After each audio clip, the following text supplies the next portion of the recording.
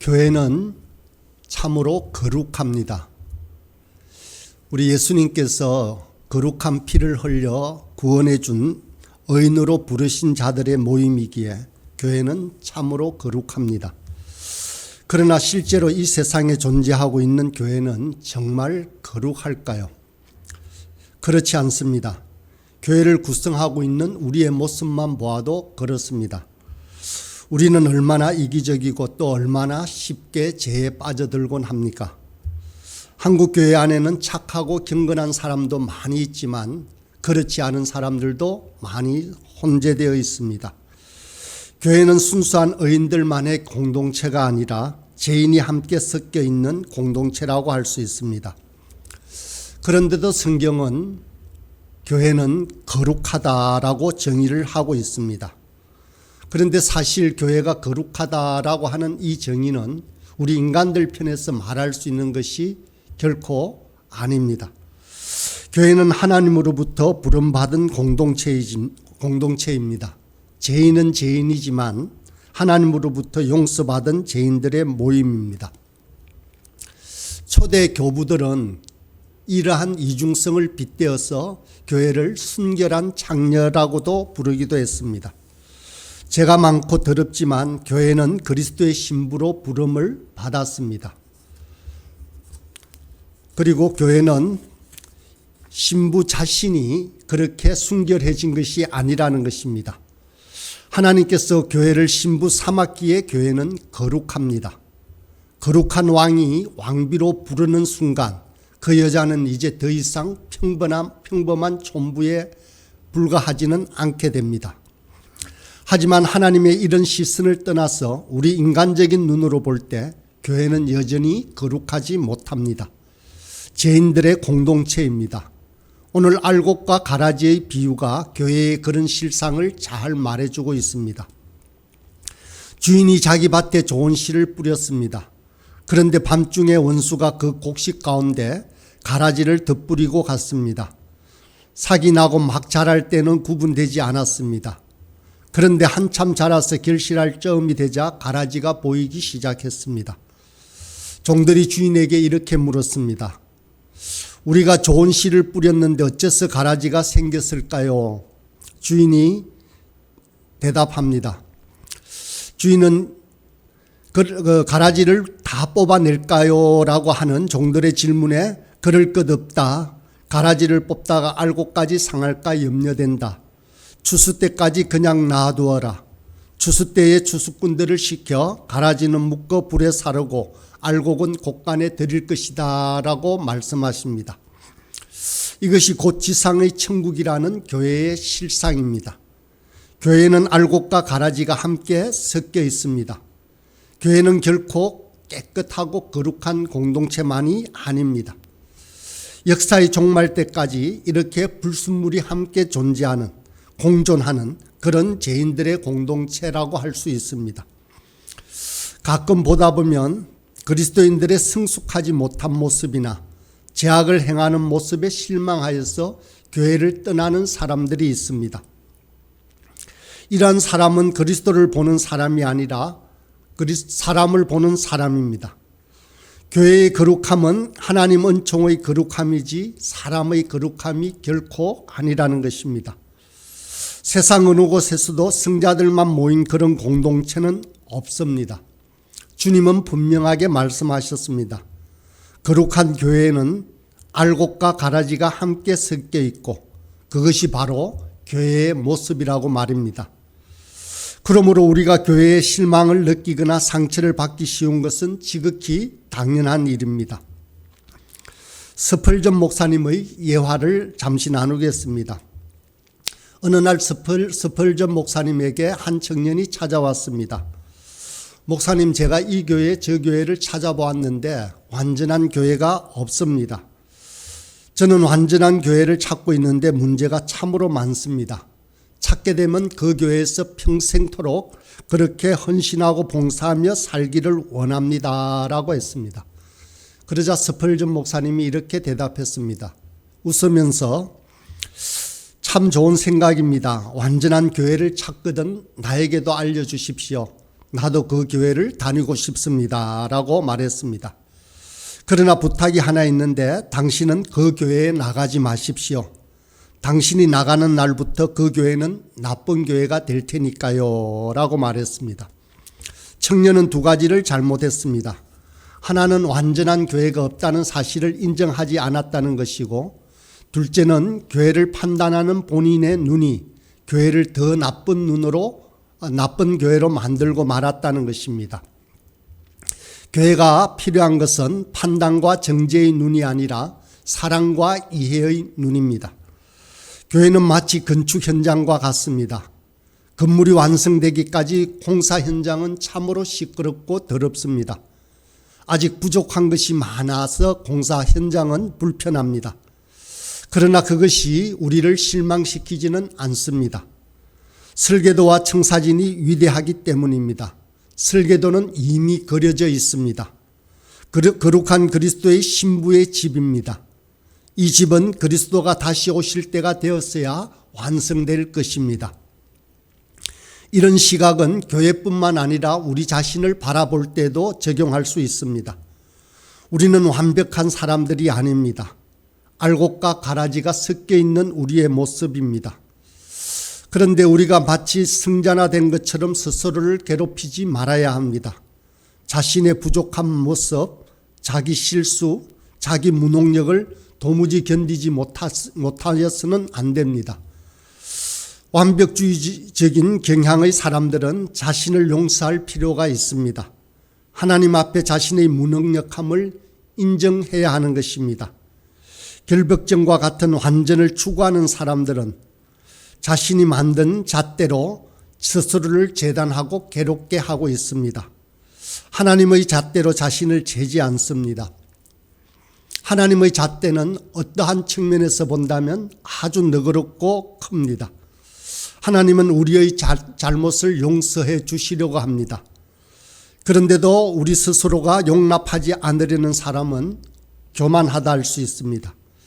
하나님의 판단이 옳은가, 자신이 판단이 옳은가를 생각해야 합니다. 또 이런 사람들은 세상을 보는 눈도 결벽증 환자에 가깝습니다. 모든 게 깨끗하고 모든 게 제자리에 있어야 안심합니다. 결벽증이 심한 사람은 세상이 더럽다며 모든 것을 씻어 먹기도 하고 심지어 살까지도 세균제로 씻는다고 합니다. 그러나 세상은 아름답고 깨끗하기도 합니다. 왜냐하면 하나님께서 만드셨기 때문입니다. 비록 타락하였다라고 할지라도 원래 작품이 너무도 위대하고 탁월하기에 그 아름다운 빛이 결코 사라지지 않습니다. 죄보다도 여전히 의가 더 많이 있습니다. 악인도 많이 있지만 구원하신 예수 그리스도의 피로 말미암아 의인도 더 많이 있습니다. 모든 것은 하나님의 설모에 따라 만들어졌고 자기 역할을 감당하고 있습니다. 심지어 우리가 악하다고 생각하는 세균과 더러움과 죄마저도 그렇습니다.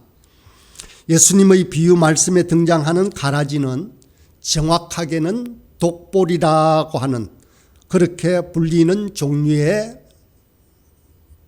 식물입니다. 밀과 독보리는 모양이 비슷해서 처음 자랄 때는 구분이 잘 가지 않습니다. 그러다 어느 정도 크면 구분이 되는데 이때 문제는 독보리의 뿌리가 알곡의 뿌리와 서로 엉켜져 있다는 것입니다. 가라지를 뽑다가 알곡이 상할 수 있다는 것은 바로 이런 것을 의미합니다.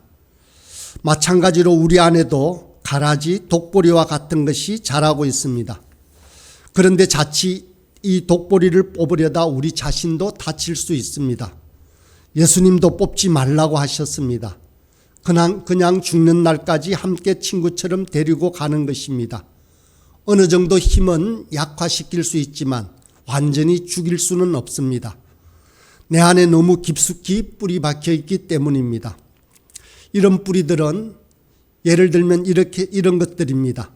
자기가 싫어하는 성격일 수도 있습니다. 어떤 사람은 천성적으로 이기적입니다. 어떤 사람은 태생적으로 게으릅니다. 어떤 사람은 육체의 정욕이 강하고 또 어떤 사람은 자기를 자랑하는 명예욕이 다른 사람보다 더 강하기도 합니다. 성화의 과정을 통하여 이런 부정적인 성격들을 약화시켜 갑니다. 그러나 우리가 주님 앞에 서는 날까지 완전히 없앨 수는 없습니다. 만약 이런 가라지들을 완전히 제거하고 그래서 인간이 성자와 같은 경지에 이를 수 있다라고 한다면 굳이 예수님이 이 땅에 오실 필요도 없었습니다. 우리 스스로 내 자신을 구원할 수 있는데 하나님의 아들이 십자가를 지고 갈 이유가 없기 때문입니다.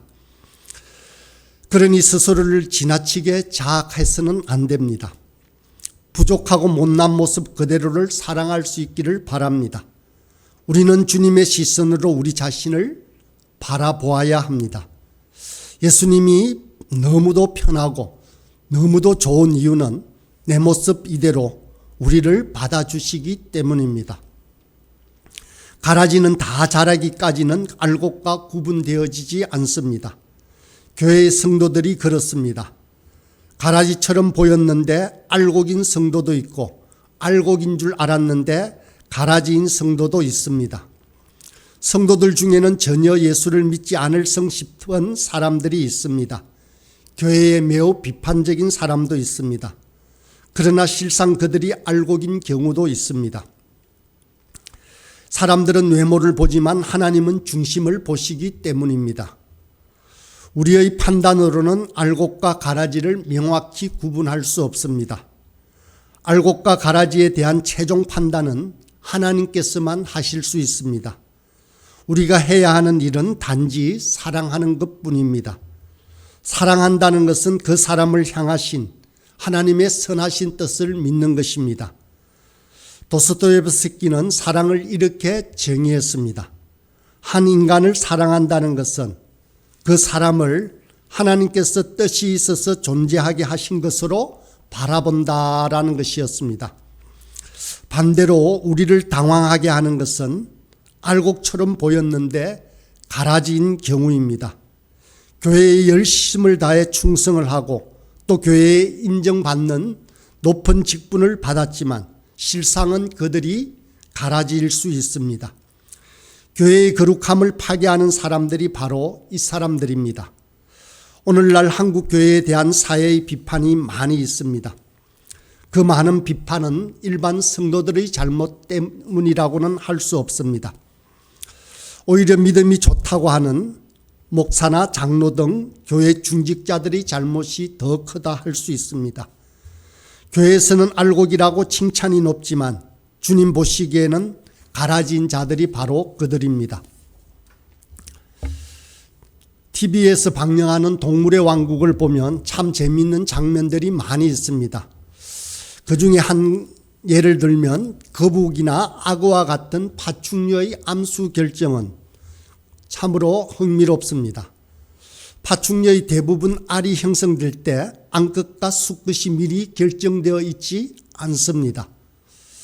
그 이후 알이 부화하는 과정에서 온도에 따라서 암수가 결정됩니다. 악어의 경우를 보면 섭씨 33도 이상이면 대부분 수컷이 됩니다. 30도 이하면 암컷이 됩니다. 30도에서 33도 사이에 수컷과 암컷이 골고루 나옵니다. 거북이는 반대로 모래 온도가 낮으면 수컷이 되고 그 온도가 높으면 암컷이 된다고 합니다. 우리가 알곡이 되고 가라지가 되는 과정도 마찬가지입니다. 알곡과 가라지는 과정 중에 결정이 됩니다. 죄에 많이 노출되고 죄를 많이 저지르다 보면 우리는 어느새 가라지가 되어 있을 것입니다. 그러나 하나님의 말씀을 쫓고 살기로 결단하여 하나님의 은혜 아래 끊임없이 반성하고 주님을 바라보며 걸어간다면 결국은 알곡이 되어 있을 것입니다. 그렇기에 교회는 끊임없이 개혁하는 교회가 되어야 합니다. 처음이 옳기 때문에 나중도 옳을 거라고 착각해서는 결코 안 됩니다. 끊임없이 개혁하지 않으면 어느새 우리는 하나님의 심판을 받아야 할 가라지가 되어 있을지도 모릅니다. 내가 과거에 열심히 했기 때문에 지금도 그 은혜가 남아있을 거라고 생각해서는 안 됩니다. 하나님의 은혜는 날마다 새로워져야 합니다. 날마다 새로이 부어주시는 은혜를 체험하지 못한다면 우리는 어느새 가라지가 되어 있을 것입니다.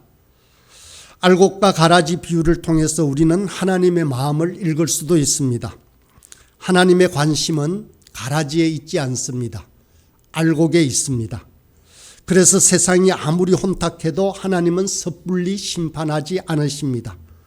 그들이 불쌍해서도 그렇겠지만 더 결정적인 이유는 그 안에 있는 의인들이 알곡이 다칠까 봐 염려하시기 때문입니다. 악인들을 심판하시려다 의인까지 상할 수 있기 때문입니다. 이것은 하나님이 소돔과 고모라를 심판하는 과정에서도 잘 드러납니다. 의인 10명이 없었기 때문입니다. 한 나라가 망하는 것은 죄인의 수가 많아서가 아닙니다. 의인이 없기 때문입니다.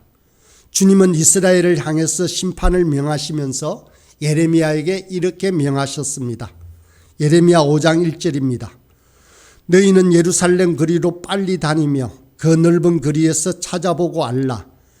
너희가 만일 정의를 행하며 진리를 구하는 자를 한 사람이라도 찾으면 내가 이 성읍을 용서하리라. 알곡과 같은 의인 한 사람만 있어도 심판을 거두시는 것이 바로 하나님의 마음입니다.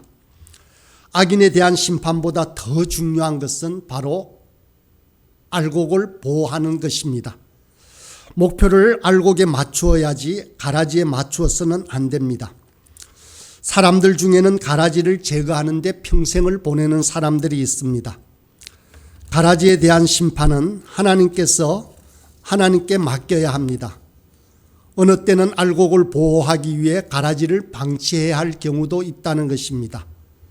하나님의 이런 마음과 인도하심을 안다면 현재의 불의 앞에서 절망해서는 결코 안 됩니다.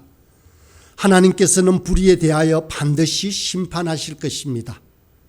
가라지가 득세하는 것 같지만 단지 한때뿐입니다. 주님은 본문 30절에서 분명히 이렇게 말씀하십니다.